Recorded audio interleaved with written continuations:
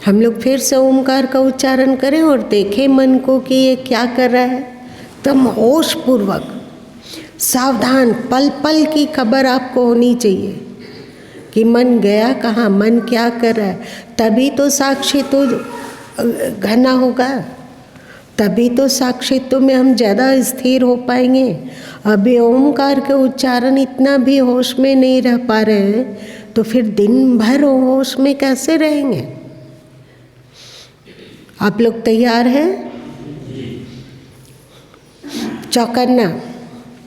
जब जब मूर्छा होता हो तब तब, मूर्छा मतलब क्या होता है?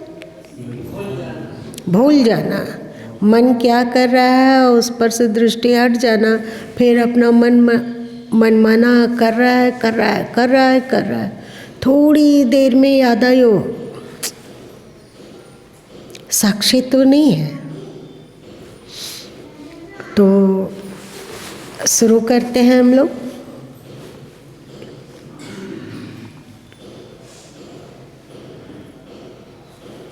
शरीर को सीधा रख के पहले रीढ़ की हड्डी थोड़ी सीधी कर लो,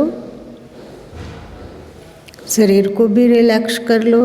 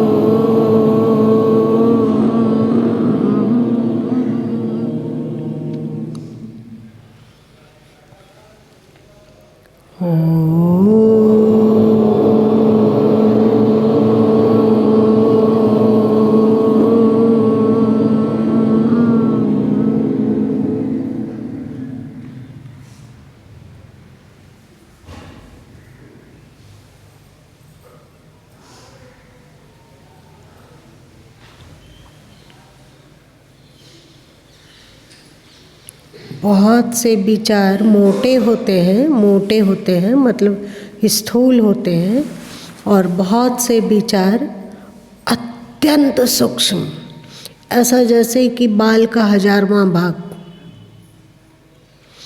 अभी हम लोग मोटा मोटी विचार को तो देख पा रहे हैं, अथवा बहुत हम लोग नहीं भी देख पाते हैं, पर जो सूक्ष्माति सूक्ष्म विचार है वो आँखों से तो पूरी तरह से चुक जा रहा है। और एक बात है कि वो स्थिति जब ध्यान हो, मतलब कुछ ना हो रहा हो अंदर, केवल साक्षी तो हो और मन मौन हो, उसमें पलक झपकने इतना भी स्थिति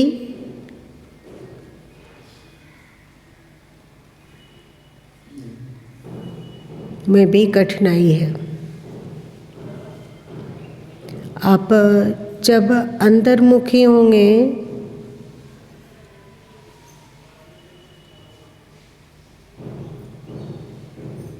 चाहे श्वासों से जुड़ेंगे अथवा चुपचाप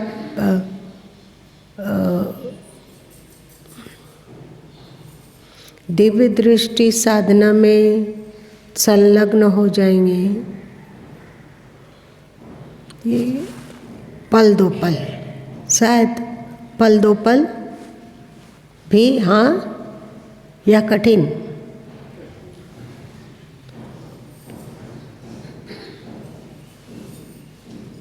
असल में कठिन है। जब हम कुछ ना कर रहे हो, और जैसे ही जब कुछ नहीं होता है तो एक अद्भुत शांति और सुकून, जैसे ही मन से परे पहुंचा जाता है, जहाँ विचार हो ही नहीं,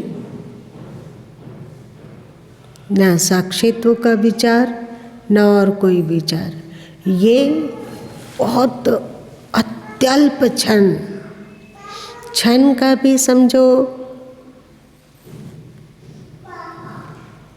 1000वां हिस्सा।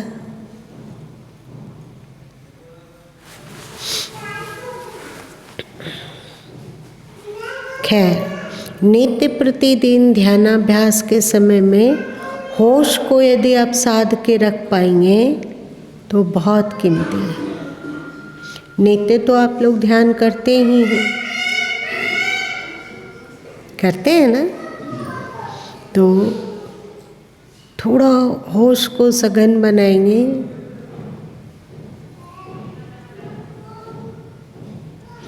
तो फिर अध्यात्म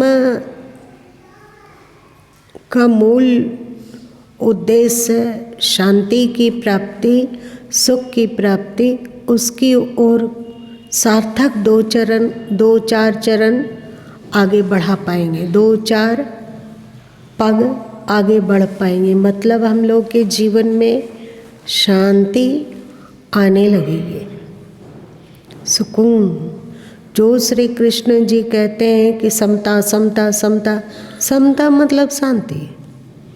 और समता क्या है, इतना आसान है। समता में प्रवेश करने के लिए शांति में प्रवेश करना होता है। बिना शांति में प्रवेश किए समता को प्राप्त नहीं किया जा सकता है। समता मतलब क्या होता है?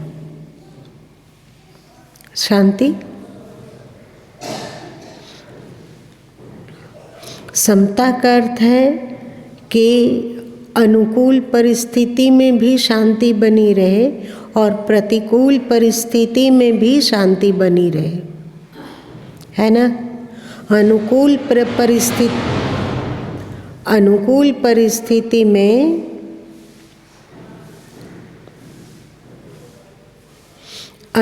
परिस्थिति में क्या ढुलक जाना, अनुकूल परिस्थिति में अच्छा लगने लगना, अनुकूल परिस्थिति के बारे में ज़्यादा सोचना, तो वहाँ पे अहंकार उत्पन्न होगा और शांति खो जाएगी।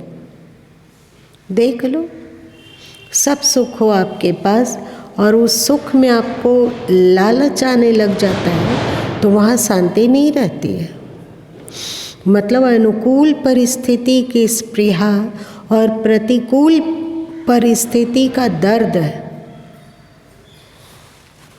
दोनों को हम लोग यदि विदा कर पाए, होता है अनुकूल परिस्थिति की स्पृहा आती है कि नहीं?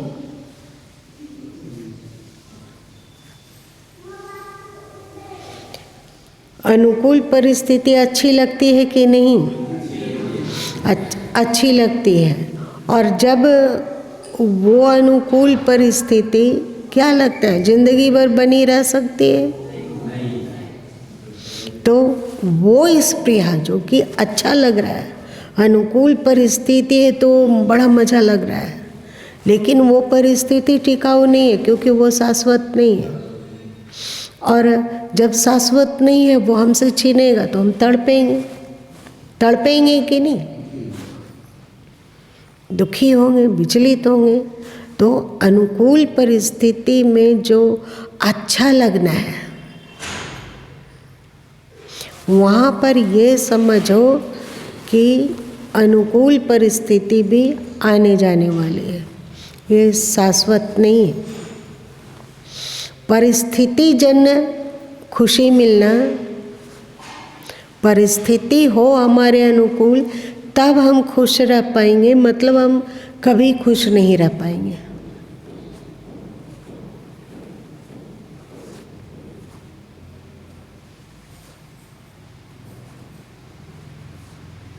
इसका मतलब क्या हुआ?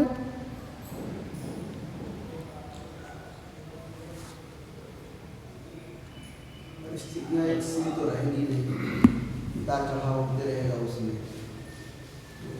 अनुकूल हो जाएगा तो शांति मिलेगा। जितना रस लेंगे उतना ही मात्रा में फिर दुख भी होगा। अब जितना जोर से गेंद को पटकेंगे धरती पर वो उतना ही अधिक ऊपर उठेगा, है ना? वैसे ही आप जितना अनुकूलता में रस लेंगे, अच्छा लग रहा है, बहुत अच्छा,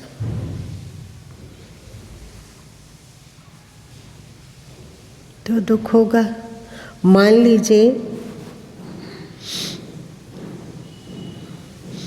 लीजिए कि किसी का बेटा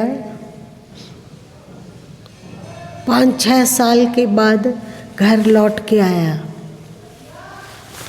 तो कैसा लगेगा?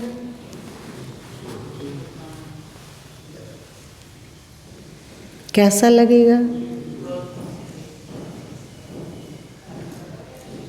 और फिर जब वो जाने लगेगा तो कैसा लगेगा? गहराई से खुशी लगी, गहराई से दुखी।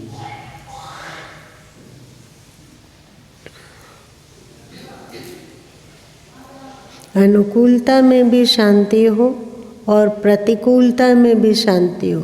गीता में एक बात श्री कृष्ण कहे हैं जो बड़ा कीमती है। वे कहते हैं कि जिस तरह समस्त नदियाँ समुद्र को विचलित किए बिना ही समा जाती है। आप समझे क्या कहा गया? सभी नदियाँ समुद्र की ओर दौड़ती हुई आती है और समुद्र को बिना विचलित किए हुए ही उसमें समा जाती है। उसी तरह जब हम सबके जीवन में अनुकूलता अथवा प्रतिकूलता बिना विचलित किए हुए ही एक्सेप्ट हो जाए तो वो ज्ञानी है। अब बताओ, समुद्र में नदियाँ आती है और समाती है। क्या समुद्र नदियों के आने में अनुकूलता है? समुद्र को अनुकूल है कि नहीं? लेकिन उसकी स्पृहा कितनी है? क्या समुद्र खुश हो रहा है कि आहा नदियाँ आ रही है और हमारे में प्रवेश करती जा रही है, हम सबके स्वामी हैं, ऐसा कुछ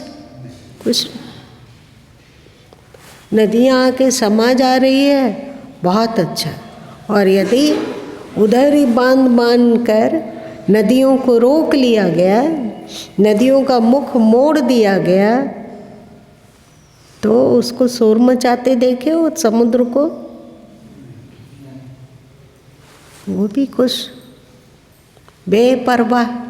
नदियाँ आके प्रवेश कर रही है तो भी बेपरवाह, और नदियों को अन्यत्र मोड़ दिया गया तो भी बेपरवाह। नदियाँ आती है तो खुश नहीं, और नदियाँ नहीं आती है तो दुखी नहीं। नदियाँ नहीं आती है तब इसलिए वो दुखी नहीं होती है क्योंकि नदियाँ जब आती थी उस समय वो कोई ऐसा नहीं कि आनंद के मारे, नदियाँ कोई नहीं प्रवेश कर रही है तो भी वो लहरों के द्वारा उठती है और गिरती है और अपने आनंद को समुद्र प्रकट करता है ना। और जब नदियाँ नहीं आती है तो भी समुद्र अपना उछलता कूदता आनंदित रहता है। वो क्वालिटी श्री कृष्ण कहते हैं।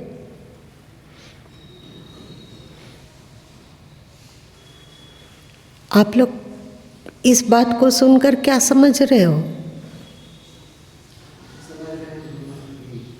अगर जीवन में सुख दुख विकारों भी हमको प्रभावित नहीं कर रहे हैं तब समझना चाहिए कि हम उस दिशा में। और हम लोग अभी दुनिया में क्या चाहते हैं? शांति और सुख। इसके सिवा हम लोगों की कोई चाहत नहीं है। लेकिन मज़ा ये है कि ये चाहना ही दुख उत्पन्न कर रहा है।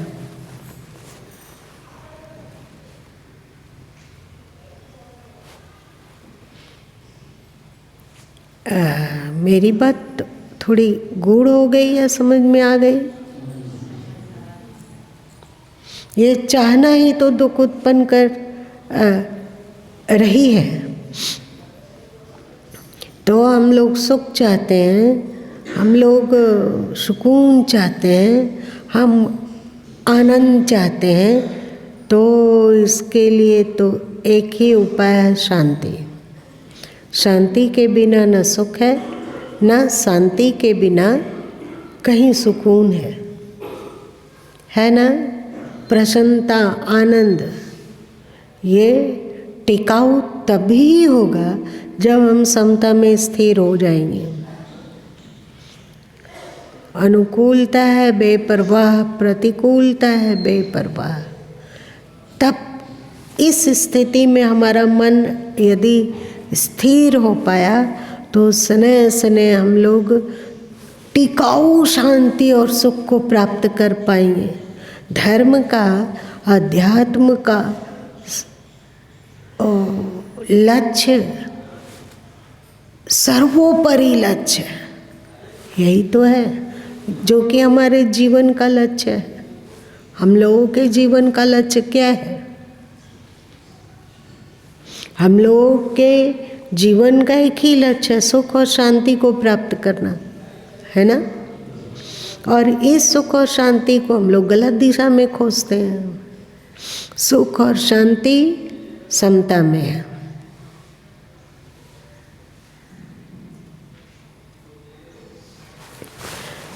जब गुरु माँ इसको पढ़े थे गीता में कि जैसे नदियाँ समुद्र को विचलित किए बिना ही उसमें समा जाती है, वैसे ही हर परिस्थिति मनुष्य को विचलित किए बिना ही समा जाए तो वो ज्ञानी है। तो गुरु माँ को समझ ही नहीं आ रहा था कि श्री कृष्ण क्या कहना चाहते हैं।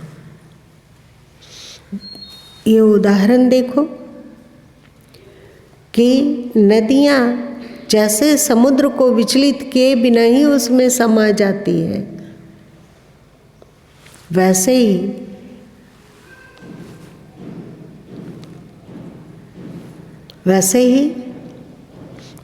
ही परिस्थितियाँ, वैसे ही इंद्रियों की कामना, इंद्रियों के भोग बिना विचलित किए हुए ही उसमें समा जाए तो वो ज्ञानी है। अब बताइए कैसे क्या समझा जाए? गुरु माँ को तो नहीं समझ में आ रहा था कि ऐसा कैसे, तो धीरे धीरे धीरे करके समझ में आ पाया कि ओहो, श्री कृष्ण इतनी कीमती बातें कहना चाह रहे हैं जो हम लोग नहीं समझ पा रहे हैं।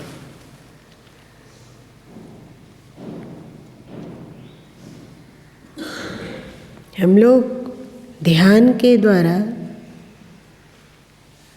यदि होश में रहें और पल 2 पल 10 पल के लिए भी मन से परे हो जाए तो समता सहज ही आता है। एक बात बताइए कि अनुकूलता और प्रतिकूलता किसको होता है? मन को होता है ना। अनुकूलता भी मन को और प्रतिकूलता भी मन को चाहिए, जानता है। और जितनी कामनाएं हैं वो सब मन में है ना। जितने विकार हैं वो भी मन में है। स्पृहा और वेदना, मतलब ये हमको चाहिए, ये हमको नहीं चाहिए। कौन है ये जो कि इन बातों को सोचता है और करता है, चाहता है? मन। और अब ध्यान अवस्था में उन्मन होने की कला जान लिए, मतलब आप कुछ पल ऐसा जीते हैं जब आपका मन खो जाता है। मेरी बात समझ में आई? जब आपका मन खो जाता है, और जब मन खो जाता है तो वहाँ न सुख है न दुख है, न अनुकूलता है न प्रतिकूलता है। आप लोग समझ रहे हो मेरी बात क्या कह रहे हैं? ठीक से सोच के बताओ। कैलाश, समझ रहे हो क्या बोल रहे हैं?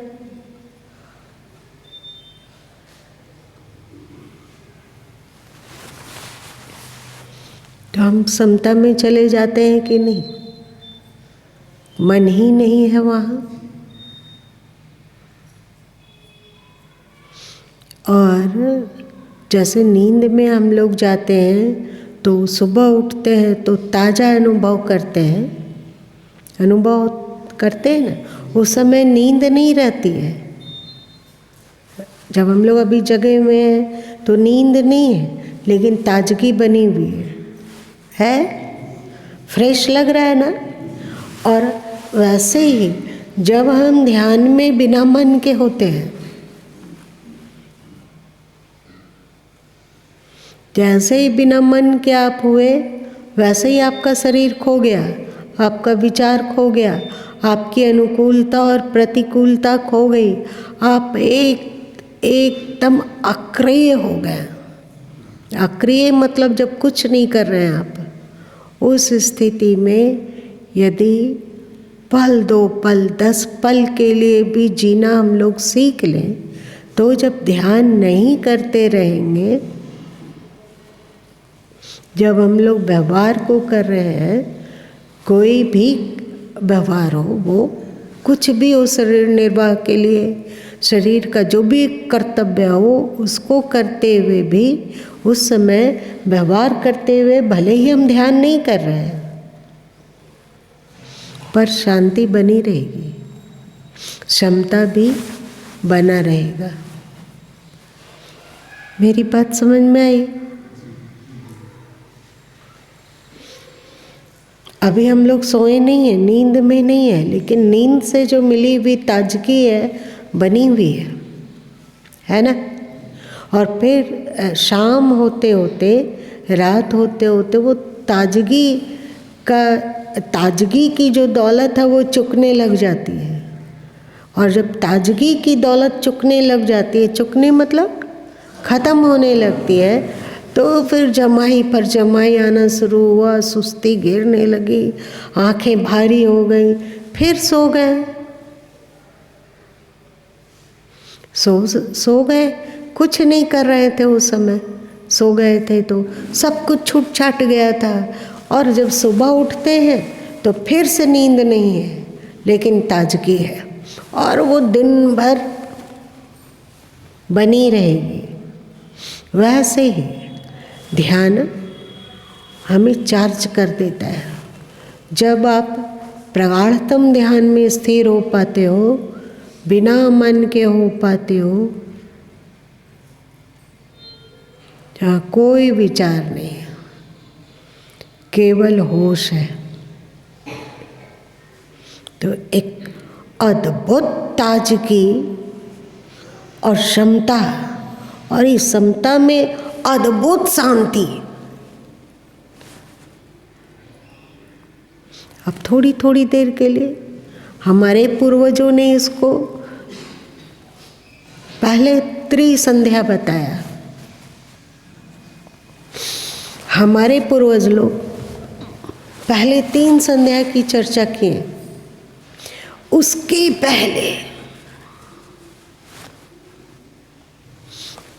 पहले आप लोगों के शास्त्रों में ऐसा वर्णन आता है कि हम लोगों को ये जागृत पीरियड में कम से कम 5 बार ध्यान में बैठना चाहिए। जैसे एक सुबह और रात का मिलन स्थल, ठीक है, फिर सुबह और दोपहर का मिलन स्थल, फिर दोपहर और शाम का मिलन स्थल, और फिर संध्या और रात्रि का मिलन बिंदु, और फिर रात्रि में समता का मिलन। मतलब जब आप अब जागृत से सुसुप्ति में प्रवेश करेंगे, उसका मिलन समय में ध्यान होना चाहिए। फिर हमारे पूर्वज लोग उसका संशोधन किए और बतलाएं कि और ध्यान को पावरफुल करके 3 समय तक का भी ध्यान उचित है। ये जो पंच नमाज वगैरह का आया है ना, ये सब आप ही लोगों से लिया हुआ है। तो वे लोग समझते हैं कि अध्यात्म अथवा धर्म अथवा मजहब इतना ही है कि हम एक मंत्र को पुकार कर बोल देते हो अथवा पढ़ लेते हो, गया, बात समाप्त। पर आपके पूर्वज इस बात को नहीं माने कि आप अगर बैठ के और ओम भूर्भुवः स्वः तत्सवितुर्वरेण्यम भर्गो देवस्य धीमहि धियो यो न प्रचोदयात्, इस मंत्र को कह लेने मात्र को वे संध्या नहीं बतलाएं। समझ रहे हैं आप बात को? वे कहते हैं मंत्र भी ना हो, जहाँ तंत्र भी ना हो, और न कोई शब्द हो, न कोई विचार हो, न कोई कर्म हो, ऐसे आखिरी अवस्था में पल दो पल। तो पहले त्रिसंध्या, फिर 2, और अभी के संत लोग अब ध्यान को इतना परिमार्जित कर लिए और इतना पावरफुल बना लिए कि वे कहते हैं यदि आप एक बार भी ध्यान कर पाते हो, एक बार भी ध्यान कर पाते हो, तो आप 24 घंटे के लिए ताजा और क्षमता में स्थिर और शांत अनुभव करोगे। यही अध्यात्म है। अनुकूलता हो तो भी हम शांत हो, प्रतिकूलता हो तो भी हम आनंदित रहें। अनुकूलता की स्पृहा होगी तो प्रतिकूलता का दुख बहुत भारी होगा। जितना अधिक अनुकूलता की स्पृहा रहेगी, उतना ही अधिक प्रतिकूलता का दुख होगा।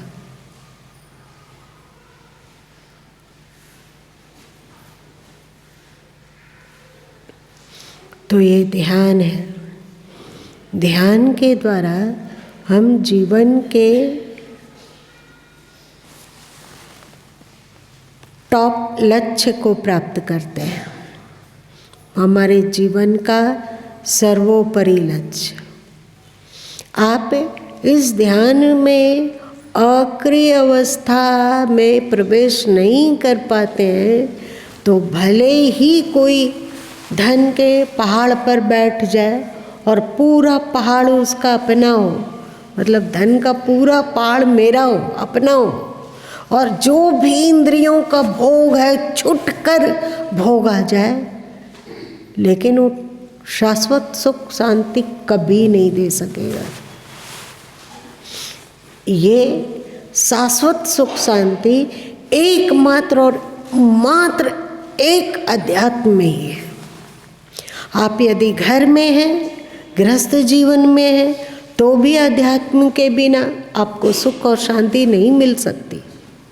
और यदि आप विरक्त हैं, उपदेश कर रहे हैं, सत्संग कर रहे हैं, लोग आपको पूजनीय दृष्टि से देख रहा है, आपकी जय जयकार कर रहा है, आपके नाम का जुलूस निकाल रहा है, आपका बहुत बड़ा समाधि स्थल बना दिया है और आपकी स्तुति में लोग हाथ जोड़ कर खड़े रहते हैं, बड़े बड़े नेता और अभिनेता आपके चरणों में पांव पलक बिछाते हैं, पर यदि अध्यात्म नहीं हुआ तो ये सबसे भी कुछ नहीं मिलने वाला है। मिल जाएगा क्या? कुछ नहीं मिलेगा, कहीं कुछ नहीं।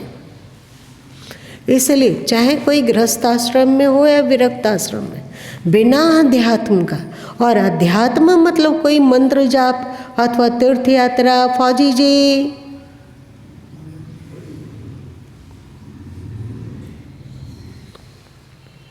अरुण भाई,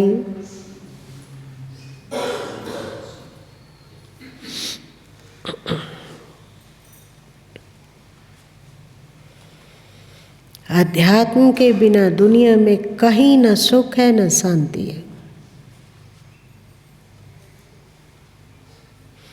जीवन का परम लक्ष्य अध्यात्म की खोज है और सद्गुरु की कृपा से, ईश्वर की अनुकंपा से हम लोग अध्यात्म का लक्ष्य को जान लिए कि नहीं? अब केवल उसमें स्थिर होना है।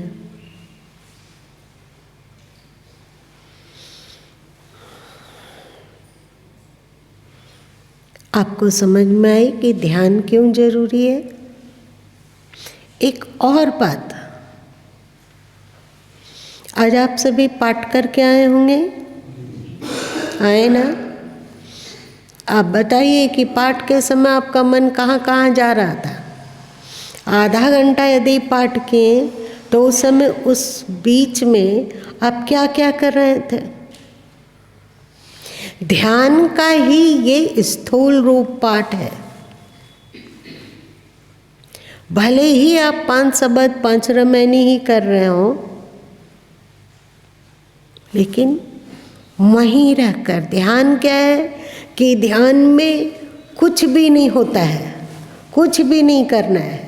पाठ क्या है कि जिस लाइन से गुजर रहे हैं, शुरू किए, जीव रूप एक अंतर वासा, अंतर ज्योति किन्न प्रकाशा।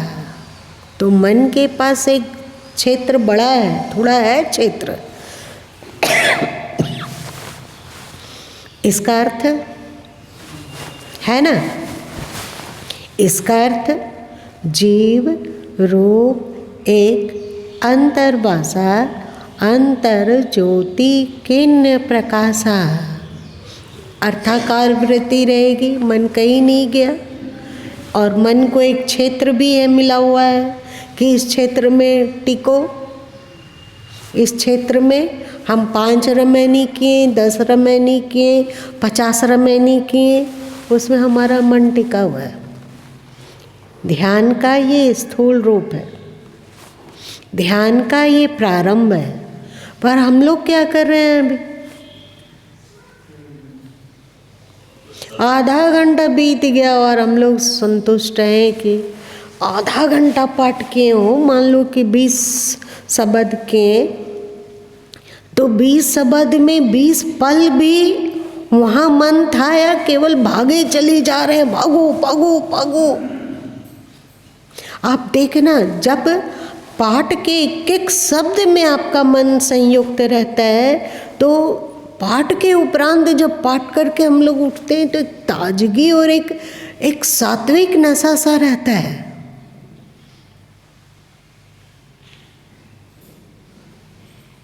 आप लोगों ने कभी अनुभव किया?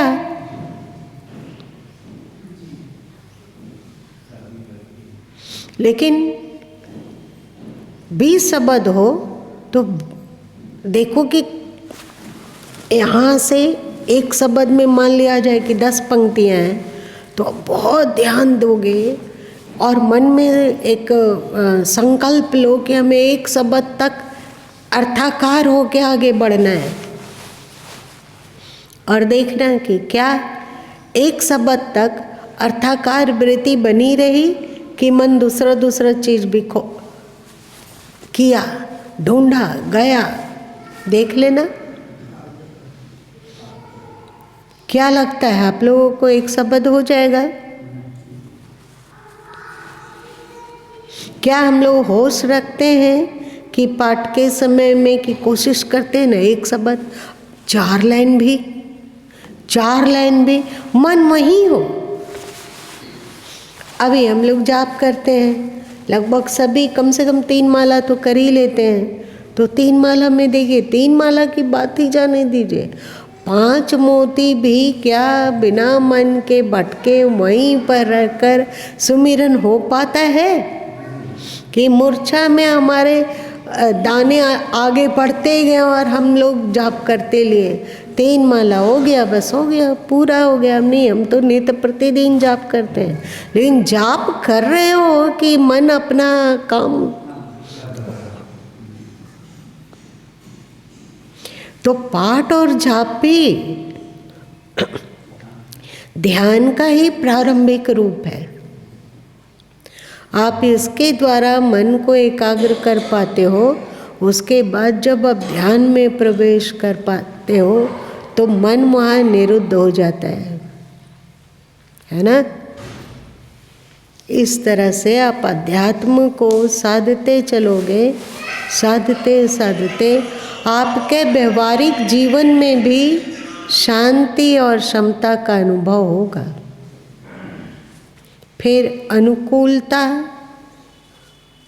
स्पृहा में नहीं जकड़ेगी और प्रतिकूलता दर्द में नहीं डुबाएगा। यदि दर्द हो भी गया तो फिर हम उस दर्द से तत्काल ऊपर उठ जाएंगे। मतलब संसारी लोगों को कोई दर्द से अथवा प्रतिकूलता से अथवा कष्टकर परिस्थिति से में उबरने में यदि उन्हें सालों लगता है तो आपको मिनटों लगेगा। समझ में आया अध्यात्म कितना मज़ेदार है। सो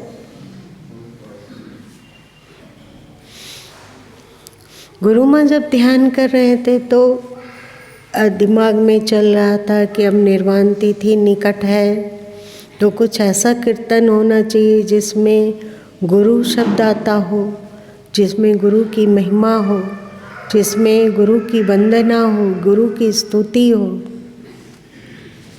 गुरु के प्रति प्रेम अभिव्यक्त होता हो।